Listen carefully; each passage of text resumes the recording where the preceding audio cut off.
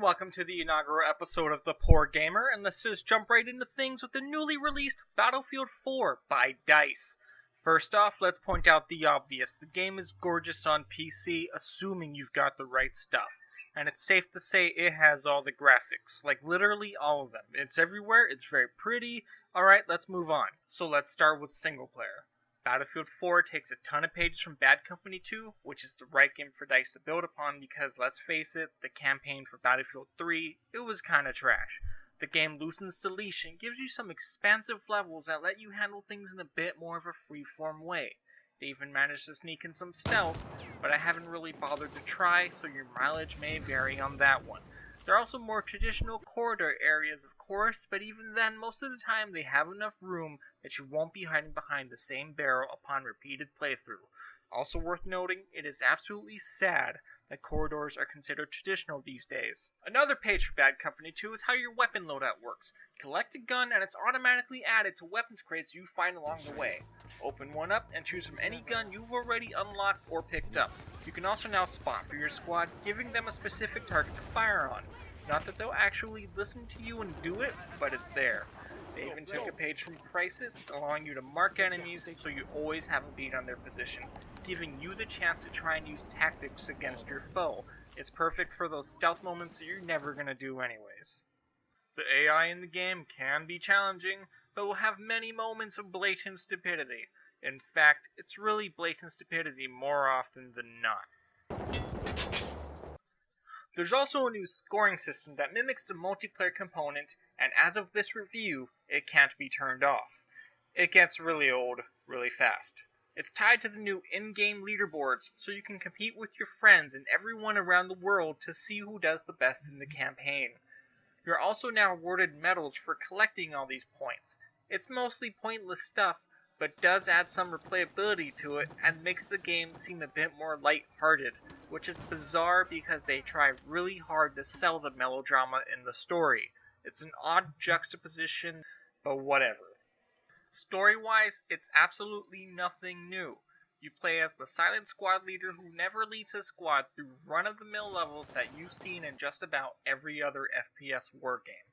Seriously, they went right down the checklist, and all of this is contained within a sweeping story in which a war crime is blamed on America and you're rushing against the clock to prevent all-out war. The writing isn't that great, the characters aren't that interesting, the ending is legitimately terrible, and the game can be completed in about 5 hours. Weak story and short playtime aside, the campaign isn't bad. It's actually really fun, but also really mediocre, just barely clinging on to relevance, and that's what's so disappointing to me.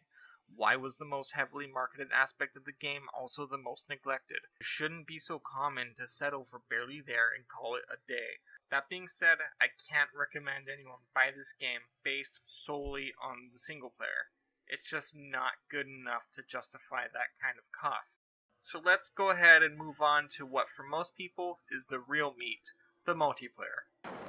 Alright, so I'm here with my good friend Matt. Say hello, Matt. And together we're going to go ahead and talk about the multiplayer. Alright, so let's go ahead and talk about the load times in the game. Okay.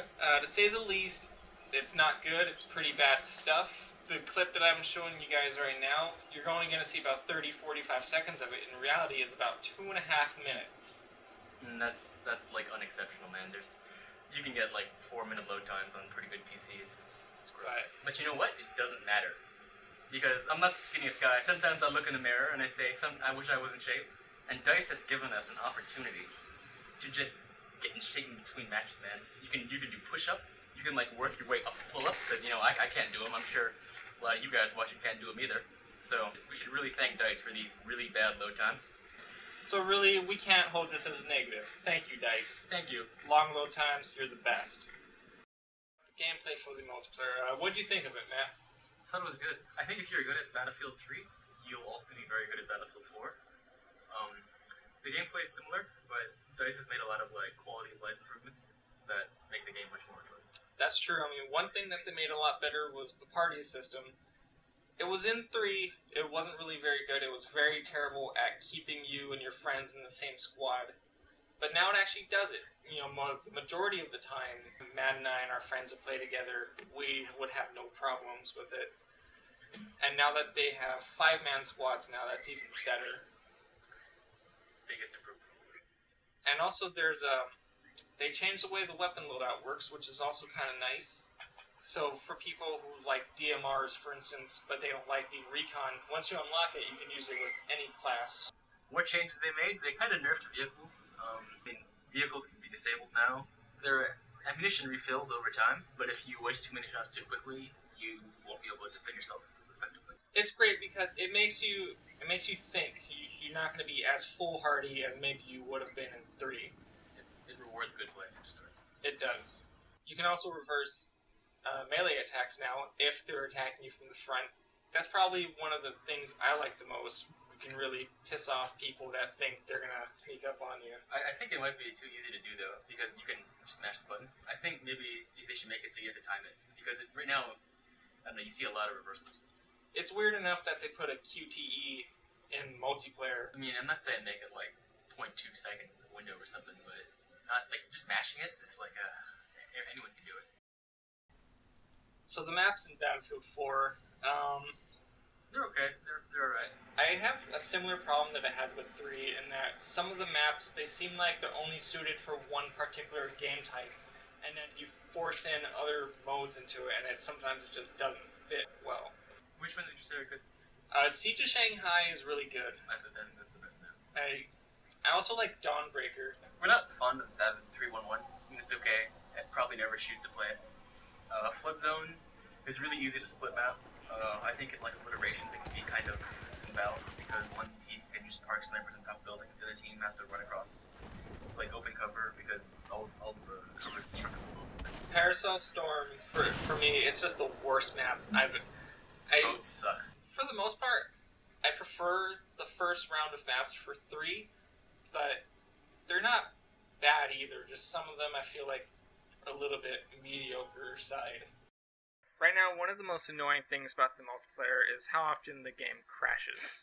It's pretty erratic though. I haven't I'll go 3 or 4 days without crashing, and I'll crash twice in 5 minutes. It's a lot better now than it was a week or 2 ago though. The first week of release, it was almost not worth playing.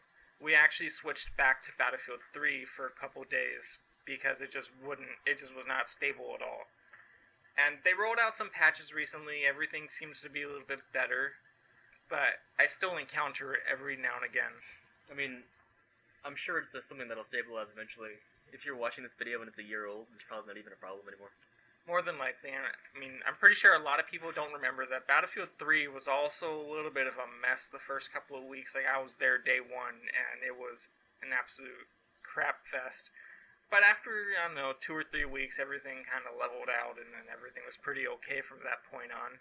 But for the moment, it really dampers the experience. So, overall, Matt, out of 10, what would you give Battlefield 4?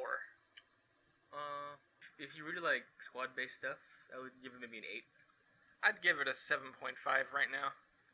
Mostly brought down by things that'll be ironed out later, like the crashes, and right now the maps aren't that great. But the gameplay overall is really solid, especially when you play with your friends. It's seriously a blast. Yeah, I'd say if you don't have friends that play it, I probably wouldn't recommend it, actually, even though it's fun. It's way more fun with friends, and when you're playing by yourself, it's, you know. No, I agree with that. When I first started playing Battlefield 4 with you guys, I never wanted to play it if I was the only one there, because it just felt Lonely. It did feel very lonely. So, grab a few of your friends, each of you buy a copy, and have some fun. If not, you should play Half-Life 2. It's the greatest first-person shooter of all time. I recommend that. You can get it cheap on Steam. It's a great game.